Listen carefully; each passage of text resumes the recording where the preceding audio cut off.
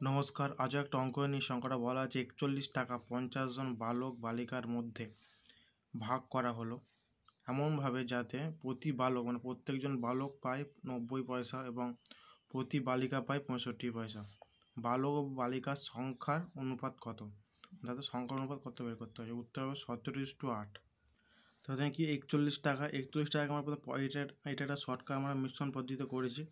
৪১ টাকাকে করেছি আমরা কি ১০০ পয়সা নিয়েছি। ৪১ গুণ ১০০ সমান কত বসতো? ৪,১০০ পয়সা। আর ধরুন যে ৫০ জন সবাই বালক হলে তাহলে সবাই যদি ৯০ পয়সা করে পেতো তাহলে কত টাকা পয়সা পেতো? খরচা হতো ৪,৫০০ পয়সা। আর ৫০ জন যদি সবাই বালিকা হতো তাহলে কত পয়সা খরচা হতো? ৫০ গুণ ৬৫ ৩,২৫০ পয়সা। তাহলে এখানে মোট কত পয়সা ছিল? ৪,১০০ পয়সা।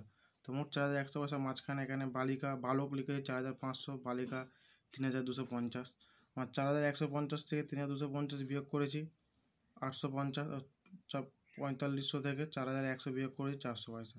আমি ০ ০ কেটে দিয়েছি, এটা থেকে কেটে ৫ দিয়ে কেটেছি, ৫ ৭ ৮৫ আর ৫ ৮ ৪০। তাহলে এই অনুপাত কি কত বেরোলো? ১৭:৮। এটা হচ্ছে অনুপাত। এখানে উত্তর কী হয়েছে? বালক বালিকার সংখ্যার অনুপাত কত? এখানে সংখ্যার অনুপাত বলেছে বলে আমরা ১৭:৮ করেছি। আর যদি বলতো বালক বালিকার সংখ্যা তাহলে আমরা এই অনুপাত থেকে মোট সংখ্যাগুলো বের করে নিতাম। কীরকম করতাম? আমার কতজন ছিল? ৫০ জন ছিল। তো কত ৫০ লিখতাম। ১৭ আর ১৮, ১৭ আর যোগ করলে কত? ২৫। যদি আমরা বালক বের করতাম তাহলে ১৭ অনুপাতটা লিখতাম। তাহলে ২৫-কে ২৫, ২৫ দুগুণে ৫০, ১৭ দুগুণে ৩৪ জন বালক। আর ৫০ থেকে যদি আমরা ৩৪ বিয়োগ তাহলে ১৬ জন হয়তো বালিকা। বা এই ৫০ গুণ ২৫ গুণ ৮ করতাম, তাহলে হতো কত? ১৬ জন বালিকা।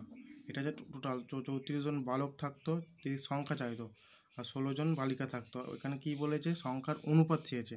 সেজন্য কী হবে? ১৭:৮ দ্বারা আছে। আশা করি সবাই বুঝতে পেরেছো। তোমরা আমার হোয়াটসঅ্যাপ ও টেলিগ্রাম জয়েন করতে পারো, যার লিঙ্ক অঙ্কের ডেসক্রিপশনে দেওয়া আছে। সেখানে প্র্যাকটিস এবং মক টেস্ট দেওয়া হয়।